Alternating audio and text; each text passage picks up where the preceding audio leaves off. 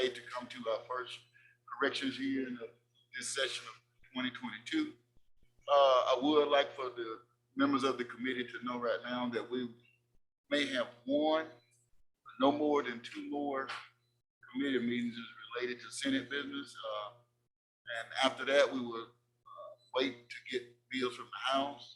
And I plan on doing the same thing with that. And the reason is because we have a lot of legislation to handle this year. And I don't think that we should have 5 or 6 meetings to handle what we need to handle in corrections. Just wanted y'all to know that. Thank Ms. Anita for getting this agenda for me together today. I've been all over the place with it. She's been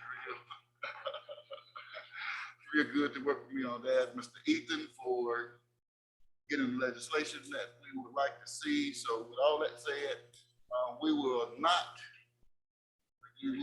go by the agenda as printed, but we will cover everything on the agenda. And my reason for that is that we have several bills that are just extending the repealer on these, and I would like to go ahead and only get those out of the way first. The first one will be Senate Bill 2269.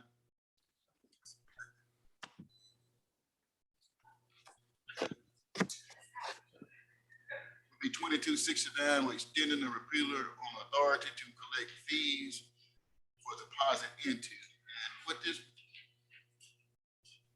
is for those people who are on parole and stuff, still be able to pay those fees that they are paying to the parole officer. All this is doing is just extending the repealer. So, do I have a motion?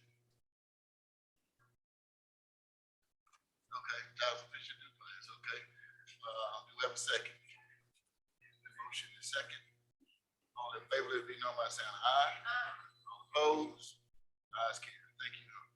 The next one is Senate Bill 2272, item number 2 on today's agenda, to extend the repealer on drug and alcohol program at Bolivar County Regional Facility. Council Fisher Duplantis, Ms. Smith, do I have a second? It's been motion and second. All in favor, let it be known by saying aye. All opposed? Ayes carried. Next one is Senate Bill 2276, extend the repealer for the Mississippi State Parole.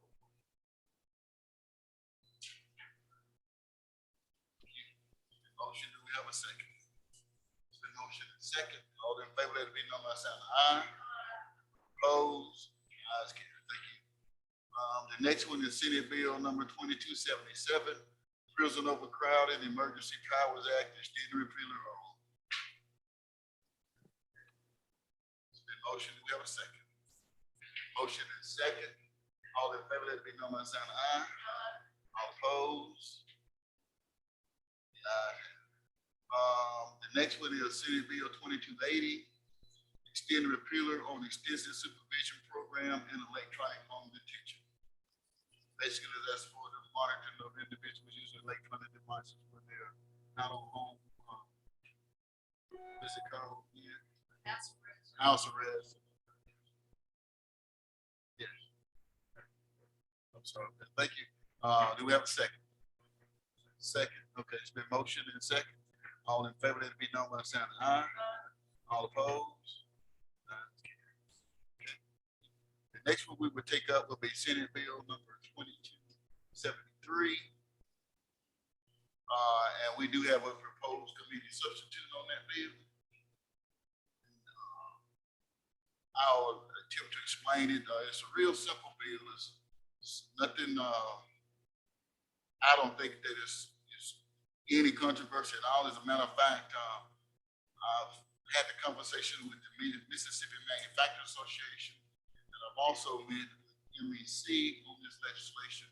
We have talked to the Lieutenant Governor about it, and everybody is happy about this because what it does, right now we have the lowest amount of incarcerated people in Mississippi that we've had in over the last 2 years because of legislation that was passed on last year. And we have a lot of individuals in the private sector that wants to hire these people that we're letting out. But the problem when they hire them and they find out that they have probation or parole or whatever, then, this week they may have to meet the probation officer on Tuesday. The next time they see them, it may be Thursday at 1:00. So it's never a time that is always the same to where they have to go see them, and it's a big problem. And also, this person that we're encouraging to get out and go to work and do all these things, when they have to leave work, then they're not paid for the time that they're gone. Then they have to pay the probation officer when they get there. And most of them are already under some type of hardship trying to get to and from work. Not only that, but then they're trying to make other arrangements to get to and from the probation officer. So basically what the employers have told me that they wouldn't mind doing this is strictly voluntary on the employer, but the employer will send in a weekly time review to the MDOC. They will also make it payroll deductible for the amount that the individual has to pay.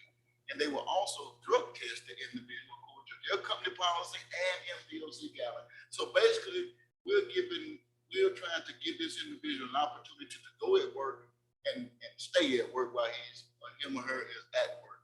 And like I said, the employers are the one that reached out to me first, and then I met with the other organizations, and they have supported this as well. So I just think that it's a good tool to get people to work and keep them at it.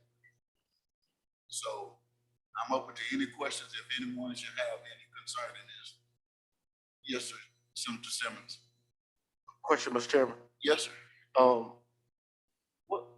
What incentives do the employers have to do this? There are really no incentives to the employer, and I asked them that, and a lot of them said, when we talk about these tax credits, unless it's something huge than what we're doing right here, tax credits or anything like that really won't do us any good. They're just looking for a workforce. They're looking for people to come to work and show up at work because of the shortage of workforce that we have. And they said that most of these people who are getting out, they tend to be the ones that want to come to work and stay at work. We're just trying to make it easier for those people to stay at work while they're at work. Just two more questions. When you're on probation and parole, of course, the person goes in and we monitor them through our correctional officers in community corrections. If a person has other conditions of release or of their sentence other than the act of employment, would the employer be the one responsible to reporting back to MDOC, or how would that work? No, the employer will only know the hours that they are actually at work. Okay. So if it's between hours of 7 and 4 or 8 to 5 or something like that, what most jobs have, this is the time frame that we are trying to fix. We're trying to make sure that those people who are working, especially in those can stay at work and not have to leave at times that are inconveniencing them and the employee, because we have to understand that when they hire these people, not only are they hired, but they have to train them. So there's money that they're giving up there, and then they have to get them on the job. And if they have to adjust to these people leaving all the time, then that makes it a problem for the employer. So no, they want it. And I'm sure that there'll be other monitoring devices. They may still have to wear their ankle bracelets or whatever that they're wearing while they're at work, but they won't have to worry about leaving work and inconveniencing them and the employee while they are at work. My last question, Mr. Chairman, is about the testing requirement. Is there going to be a cost for the test? No, so there's no cost for the test right now because the employers told me that, hey, we are already drug testing our employees anyway. So to add 1 or 2 more people to that list of the people that we have to drug test is not going to cost us anything anyway, because it's what they already do. And the results of those tests, the results of those tests, they're reported back to MDOC. They're reported back to MDOC. That's correct. Thank you, Mr. Senator. Thank you for the question, Senator Chancellor. Yes, sir, Mr. Chairman, that was my question. I wanted to know how MDOC was going to capture this data that the employers are voluntarily collecting, and how it will be submitted, and what sort of record keeping will be done. Well, this will all be done electronically. Everything's electronic. Everything is electronic. So not only, the employer will have a paper trail when they email this information to probation approval. Now, does this mean, Mr. Chairman, that the parolee or probationer won't have to, meet with their parole officer or with a member of the MDOC? Will they still have periodic meetings with them at some time, or is this all going to be taken over by the private will be- sector? No, there will be sometimes doing it, but it won't be like, it may be every 6 months. I mean, and that's- is that spelled out in the It's bill? not spelled out. That's why I'm gonna ask for reverse repealer, because we're gonna have some more discussion on this, and I will ask for reverse repealer, on this bill as well. But Thank you. those are questions that we have talked about already. Thank you, Mr. Chairman. Yes, ma'am. At the appropriate time, Mr. Chairman, I'll make that motion at the appropriate time. Okay, is there any other questions? If not, Senator Simmons for your motion. Thank you, Mr. Chairman. I move that we, have a reverse repeal of this bill. Okay, do we have a second? It's been motioned and properly second. All in favor, let it be known by the sign of aye. All opposed? Discussion? The ayes carry. Thank you. All right, the next item on the agenda is Senate Bill 2584. I'm sorry.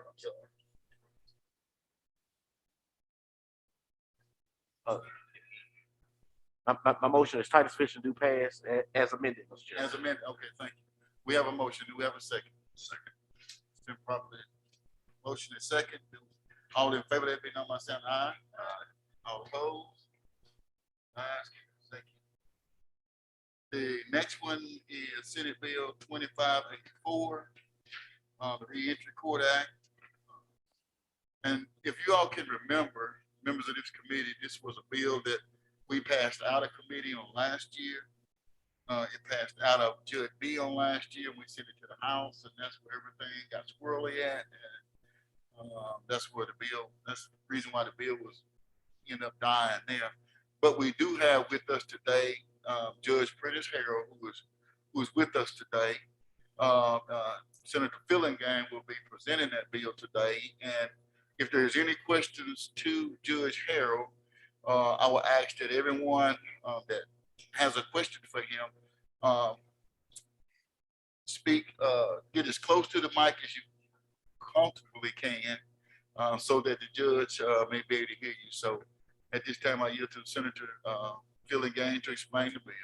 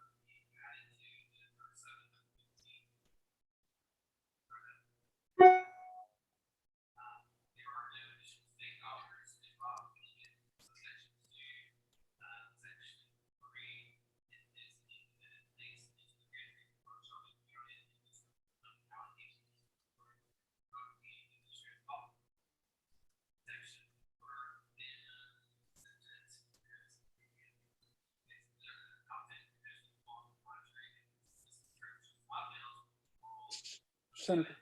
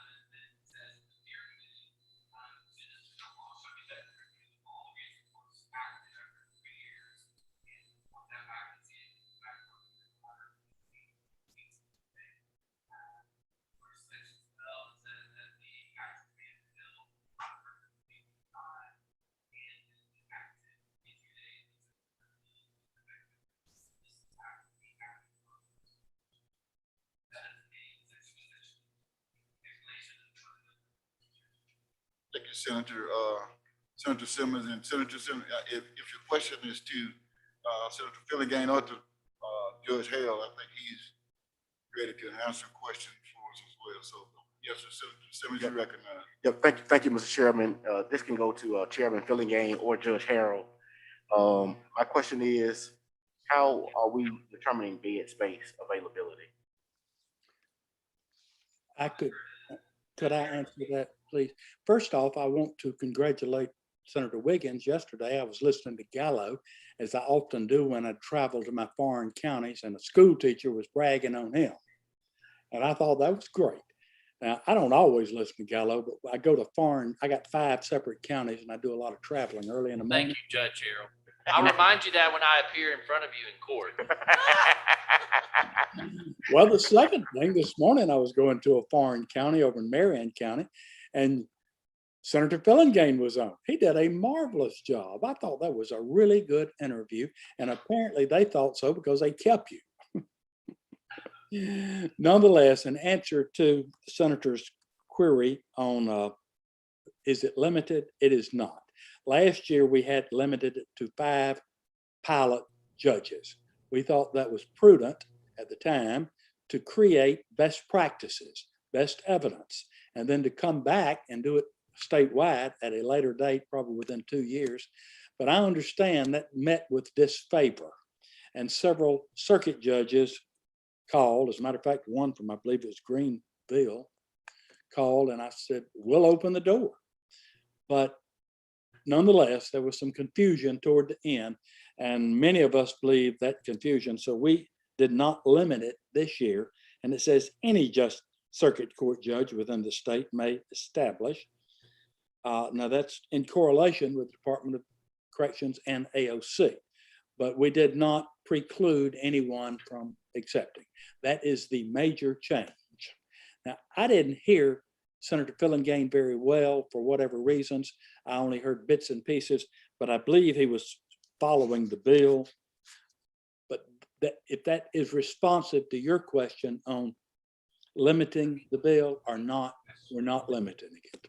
Okay, the question, Judge Harold, that there's an policy is there's a provision that talks I can about- barely hear you if you don't speak into the mic. Okay, I'm not sure if it's working or not.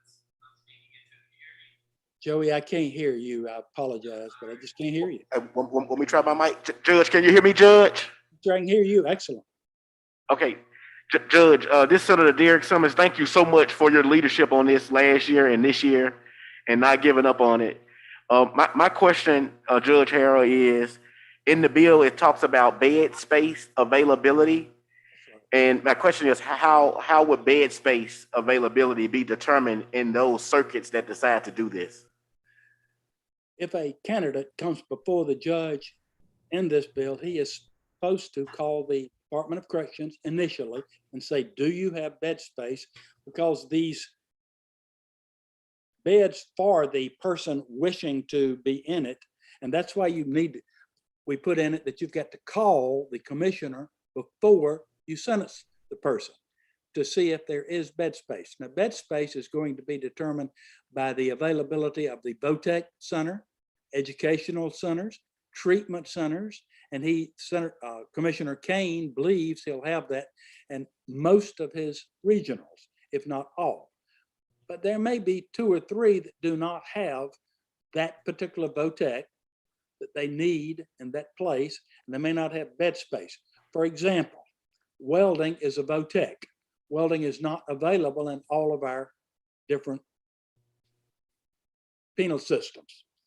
As a matter of fact, he is trying to get an 18-wheeler truck with all of the availability of welding machines and welding abilities so that he can transport it from place to place. But today, some of these VOTECs and or treatment facilities are not available in all of the penal systems. It's available in 1, 2, 3, but not all. And so if they're placed, and he's got to know where to send these people to qualify for the specifics of the reentry, which does have these VOTEC trainings, GEDs, treatment, drug and alcohol, etc. And that's the reason for that.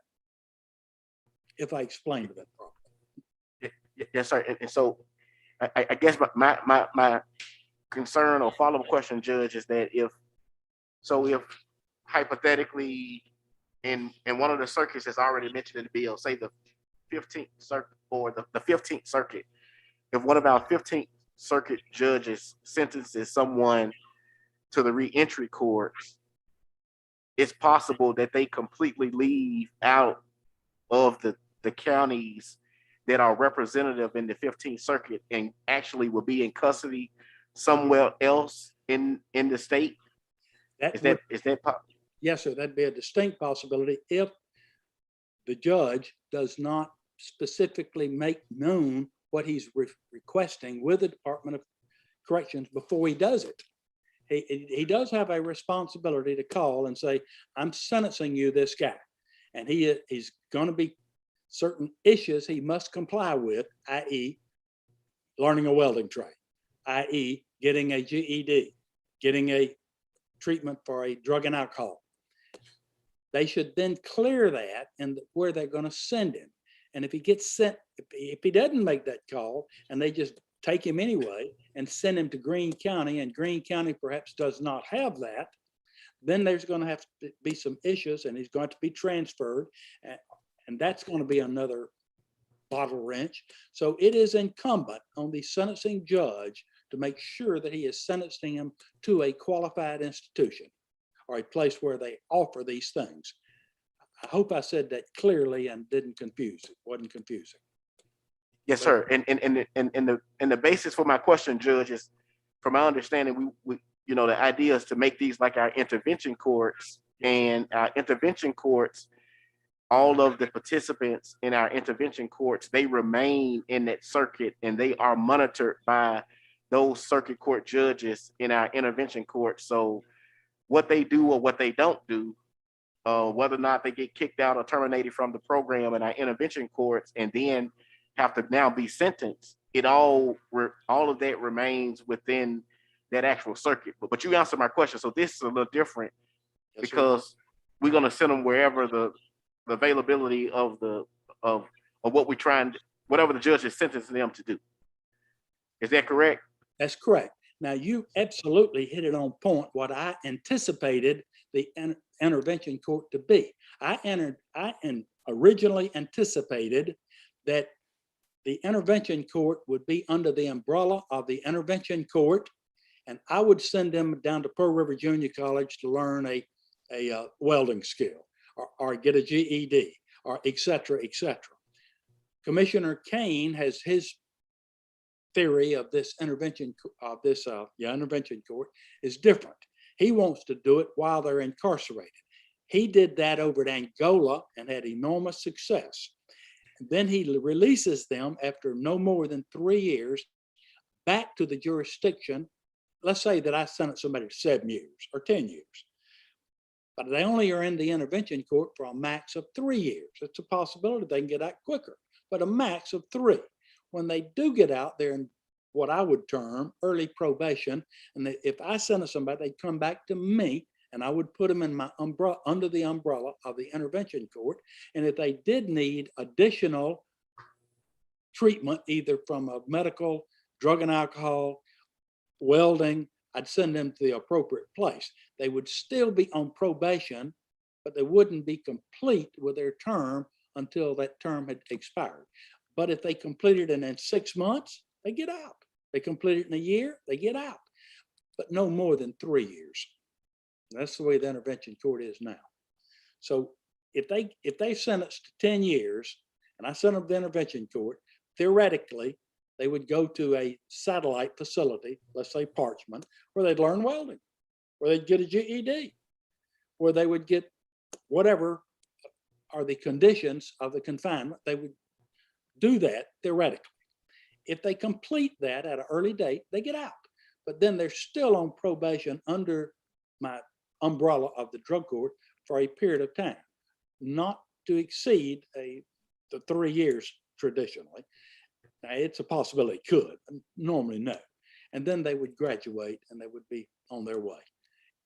And my last question, Judge Harris, this is a little different, maybe a comment, and I'd like for you to respond to it, but in our intervention courts, it's, they not sentenced. They basically, they are ordered to intervention court. And then, of course, we address all of their drug, alcohol problems. And then once they finish all of that, some make it, some don't. That's right. The ones who don't, they go back and they get sentenced. And some of them actually get be placed in custody.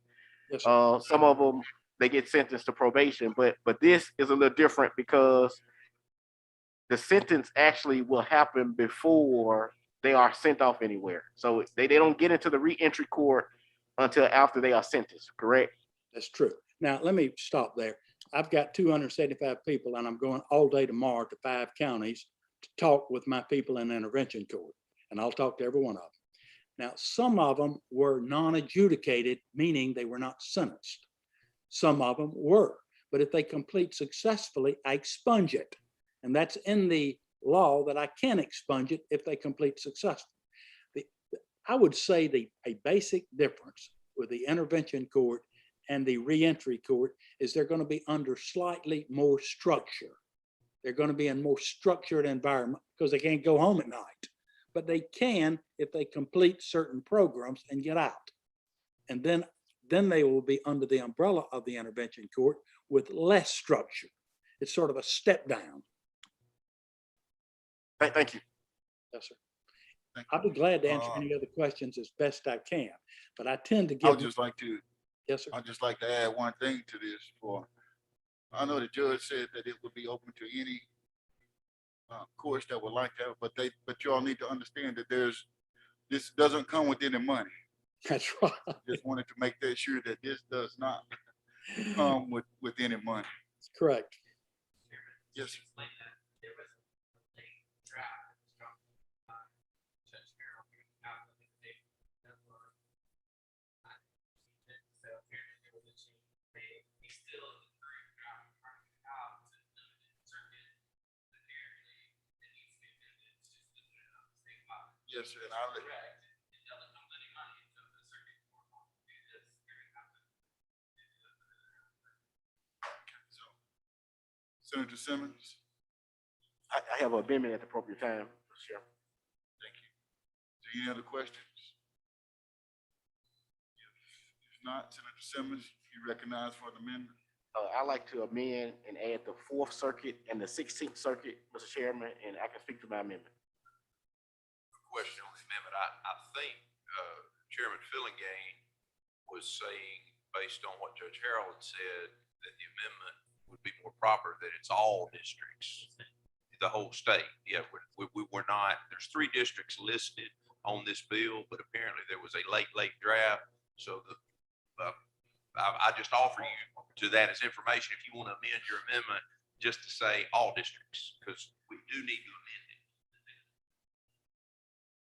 And Mr. Chairman, if I'm recognized, Are you? if you allow me, You're recognized, Senator Simmons. I like to amend my amendment like Chairman Fillingham and like our Vice Chairman Sparks has indicated that on line 42, Yes. it should say all circuits. Can we also, would you like to also add to your amendment that may instead of shall? I think May is at the end of line 42. Okay, then, we just want to make sure. Okay. Senator Norwood? You have a question?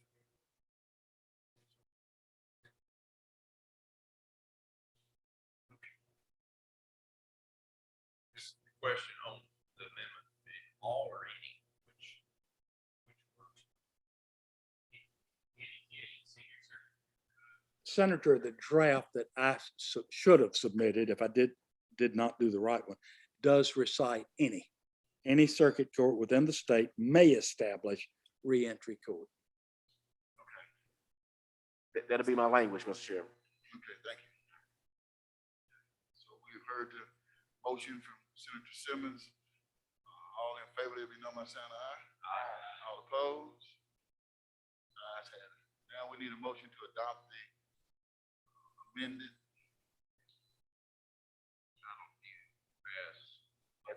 As amended, it's not a committee sub, it's as amended. Gotta do fast. As amended. Okay, so all in favor, let it be known by saying aye. Aye. All opposed? Ayes have it. Now we got nothing. All right, now the last one for today is Senate Bill 2275.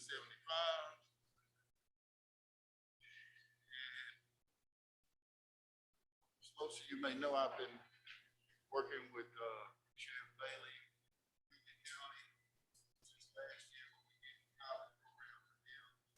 You know, to be able to have individuals who are incarcerated in Rankin County jail that go out and just work every day, and 25% of their monies they use to pay the fines, and they 25% they get to keep. It just is an account for them when they leave the jail.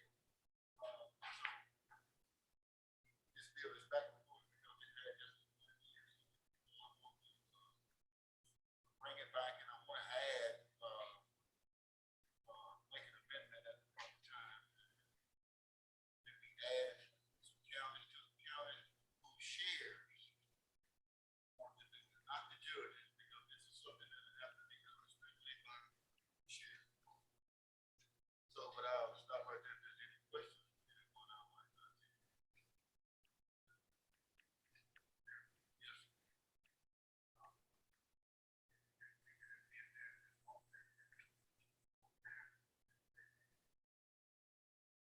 It leaves here, it's only in one committee, it's only in corrections, but, and it'll go to the House, but we can ask, I can ask the House, if you speak to the sheriff and they would like to do after you leave here. But also know that the standards that we have set forward for Hines County is the minimum, is the standards that we will follow. We won't deviate from one county to another county and have separate set of rules going forward.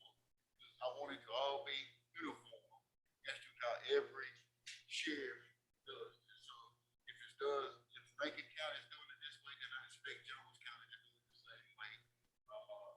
Baldwin County, or whatever county they is, but everybody will follow the same set of rules that's been established by the success of the program in Rankin County. Senator, Mr. Chairman, being that we look at maybe adding other districts and won't have some uniformity, and the bill also calls for certain data to be presented back, I think I would offer a reverse repealer to be inserted in the bill. That way we make sure we get the information that we need, and Senator Norwood and others who might add into the bill. Thank you. I think I would like to add this amendment to this bill, we need to add Jackson County. Sheriff has requested that they would like to do this as well, so I would like to do that.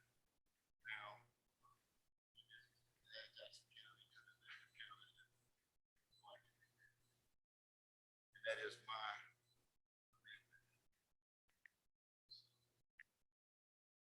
Yes, I need a vote. All in favor of my amendment? Aye. All opposed? Ayes carried. Do that as well. Senator, may I be excused? Yes, sir. Thank you. I'm Thank sorry, Judge. Yes, sir. Oh, I've got to get back to court. Thanks a lot. Thank you all for your cooperation and your help. If I can be Thank you, Judge. responsive to anything in the future, please don't hesitate to call on me. We have a second, motion on Senator Sparks. Okay, it's been properly second. Okay, all in favor, let it be known by the sign of aye. Aye. All opposed? Senator Simmons, if you, Just one question, Mr. Chair. And I think, okay, no question. I'm sorry, I'm just kidding. I think some of the sparks kind of like hit on it, but I think this was the old House Bill 747 from It is. last year. And in order, for, I guess, for those senators who may want to add after speaking with their sheriffs, and for us to have that uniformity, did we ever get a report back from Rankin County on what they've done in the program since this became up? I can have a meeting with the sheriff, but I've kept up with him since the implementation of this, and it's done real well. Not just met with him, but I met with people that have been through the program. As a matter of fact, 2 or 3 of them are working. 2 of them I know that are working for him at the sheriff department. One of them is at IT, and I think the other one is as a mechanic. So I know it's working and it's doing well. But I know I also need you to on the motions. I'm sorry, and I also have another amendment as well, that we extend this to the year 2024 instead of 2023.